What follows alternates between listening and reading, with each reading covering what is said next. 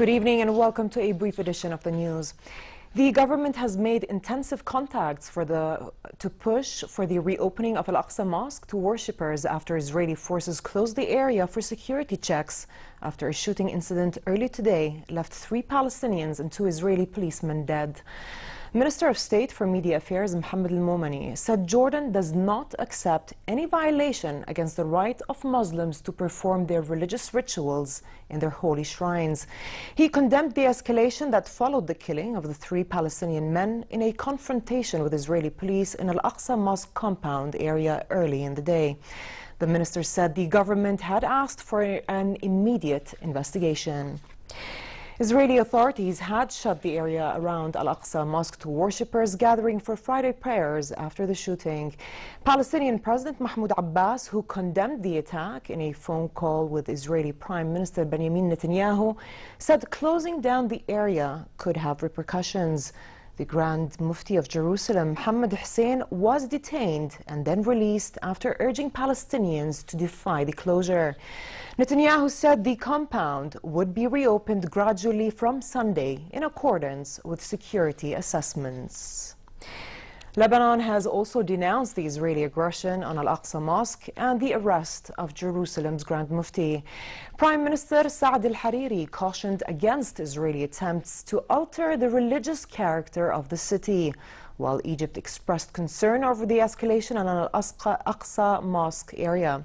A foreign ministry spokesman urged all parties not to slide into further violence or take any measure that may impact the freedom of worship in the mosque and further aggravate people's sentiments.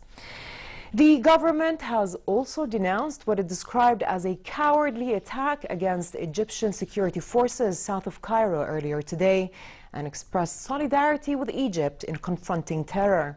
On behalf of the government, Minister of State for Media Affairs renewed Jordan's condemnation of all forms of terrorist acts and violence that threaten the peace and security of a brotherly nation. Gunmen had ambushed a security checkpoint earlier in the day, killing 5 policemen in an area just south of Cairo. The Interior Ministry said 3 gunmen on a motorbike attacked police in Giza province, killing 2 officers and 3 conscripts.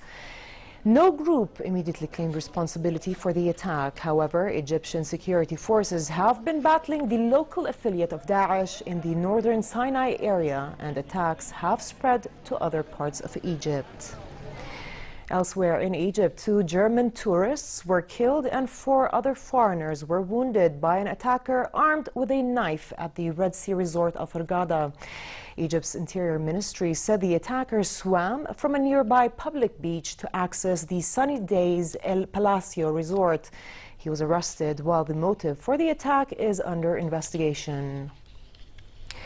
Over to Iraq, and 4 days after the Iraqi Prime Minister declared victory over Daesh in Mosul, Iraqi forces continue to hit pockets of resistance from the terrorist group in the old city.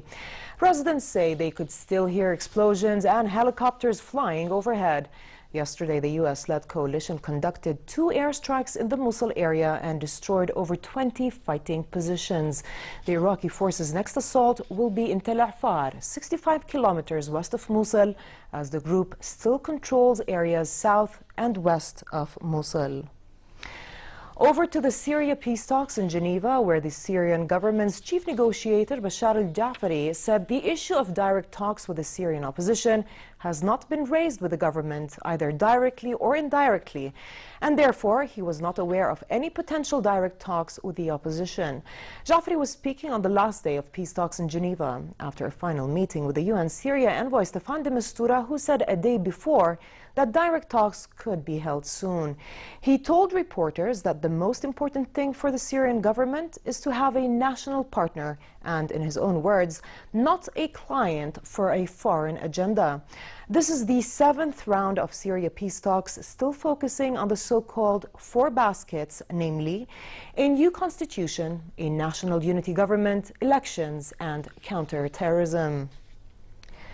In Beirut, Lebanese Prime Minister Saad al-Hariri said his country will coordinate refugee returns to Syria only with the United Nations. Speaking at a meeting of the government's steering committee for displaced persons, Hariri said the government supports a speedy and safe return of the Syrian displaced. However, they will not be forced to return under any circumstance. A number of refugees left for Syria last week under an agreement brokered by Hezbollah. Hezbollah leader Hassan Nasrallah has urged Beirut to work directly with the Syrian government, but Lebanese politicians remain deeply divided over the issue. U.S. President Donald Trump and French President Emmanuel Macron watched U.S. and French soldiers march together through Paris in a double celebration. The event marked 100 years since the United States entered World War I, as well as France's annual Bastille Day. Trump saluted as U.S. military personnel, some in World War I battle dress, opened the march, passed with the Arc de Triomphe in the background. The two heads of state applauded as military aircraft flew overhead.